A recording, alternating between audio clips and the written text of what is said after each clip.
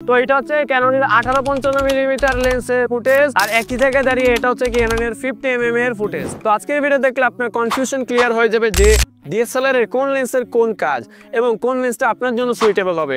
তো চলুন শুরু করা যাক। তো সাধারণত আমরা ডিএসএলআর ক্যামেরা কেনার সময় আমরা বডি খুব তাড়াতাড়ি সিলেক্ট করতে পারি, বাট আমরা কনফিউশনে পড়ে যাই যখন আমরা ডিএসএলআর লেন্স কিনতে চাই, অর্থাৎ কোন লেন্সটা আমি কিনবো, কোন লেন্সটা আমার জন্য ভালো হবে, এই নিয়ে আমরা একটা বিশাল কনফিউশনে পড়ে যাই। তো আমি যদি আপনাদের ডিএসএলআর লেন্স সম্পর্কে বলতে চাই, এখানে মূলত দুইটা ক্যাটাগরি আসবে, একটা হচ্ছে গিয়ে জুম লেন্স আর একটা হচ্ছে গিয়ে প্রাইম লেন্স। ক্যামেরার সাথে যে জুম লেন্সটা দিয়ে থাকে সেটাকে আমরা কিট লেন্স বলে, যেটা হচ্ছে আমার হাতেই রয়েছে, আর একটা হচ্ছে প্রাইম লেন্স যেটা দিয়ে আমি ভিডিও করতেছি। এছাড়াও রয়েছে wide angle lens, macro lens. তো প্রথমত জুম লেন্স।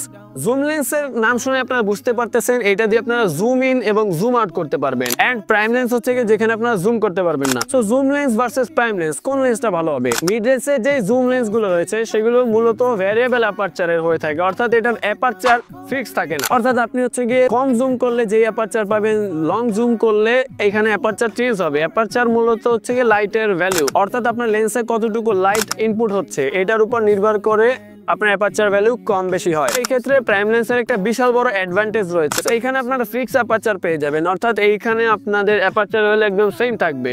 এক্ষেত্রে আমি যেটা ভিডিও করতেছি এটা হচ্ছে গিয়ে 1.8 অ্যাপারচার একটি প্রাইম লেন্স, অর্থাৎ এটার অ্যাপারচার 1.8 ফিক্স থাকবে। তার জন্য এটা দিয়ে রাত্রে আপনারা অনেক ভালো ছবি তুলতে পারবেন, কারণ হচ্ছে গিয়ে 1.8 অ্যাপারচারে অনেক বেশি আলো ক্যামেরাতে প্রবেশ করবে, যার কারণে আপনারা একটা ব্রাইট ছবি পাবেন এবং ওভারঅল ছবি অনেক ভালো হবে, কারণ আপনার সেন্সরে বেশি আলো প্রবেশ করতেছে। জুম লেন্সের কথা যদি বলি, জুম লেন্সের মেইন সুবিধা হচ্ছে এটা দিয়ে আপনারা জুম করতে পারবেন, অর্থাৎ আপনি যদি আউটডোর ফটোগ্রাফি করেন অথবা আপনি ওয়াইল্ড লাইফ ফটোগ্রাফিতে ইন্টারেস্টেড হন, সেই ক্ষেত্রে আপনারা জুম লেন্স ইউজ করতে পারেন। এখানে আপনারা জুম করে ছবি তুলতে পারবেন, যে পশু পাখি বা এই ধরনের ছবি যদি আপনারা তুলতে চান। তবে কম দামি জুম লেন্সের যে সমস্যা আপনাদের আগেই বলেছিলাম সেটা হচ্ছে এখানে ভ্যারিয়েবল অ্যাপারচার থাকে, অর্থাৎ আপনারা এখানে ফিক্স অ্যাপারচারে ফটো তুলতে পারবেন না। বাট আপনারা যদি ফিক্স অ্যাপারচারের জুম লেন্স নিতে চান সেই ক্ষেত্রে আপনাদের অনেক ইনভেস্ট করতে হবে, এটা অনেক বেশি দাম, যেটা সাধারণত মোস্ট অফ দ্য পিপলের জন্য এফোর্ড করা পসিবল হবে না প্রাইমারি লেভেলে। তো এরপর কথা বলা যাক ওয়াইড অ্যাঙ্গেল লেন্স নিয়ে। সাধারণত 15 মিলিমিটারের নিচের যে লেন্সগুলো আছে সেগুলোকে ওয়াইড অ্যাঙ্গেল লেন্স বলা হয়। আমার হাতে এটা হচ্ছে গিয়ে 18-55 মিলিমিটার একটি লেন্স,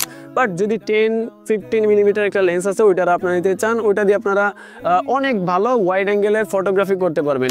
এক্ষেত্রে আপনারা দেখবেন যে অনেকে ব্লগিং করার জন্য লেন্স নিয়ে থাকে, তারা মূলত ওয়াইড অ্যাঙ্গেল লেন্স নিয়ে থাকে। সিগমার একটা আছে 16 মিলিমিটারে 1.4 মেবি, ওটার অনেক দাম।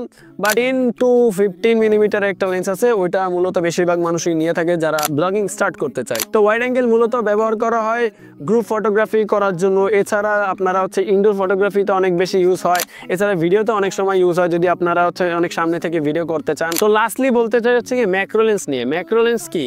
ম্যাক্রো লেন্স মূলত হচ্ছে গিয়ে কোনো সাবজেক্টে একদম ক্লোজে যেয়ে যদি ছবি তুলতে চান সেক্ষেত্রে আপনারা হচ্ছে কি ম্যাক্রো লেন্স নিতে হবে।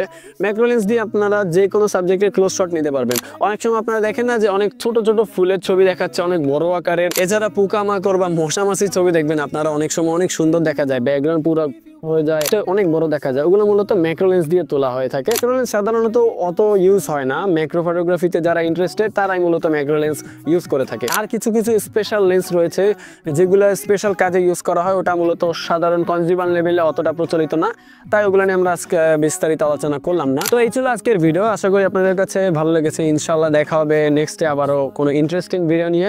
আসসালামু আলাইকুম।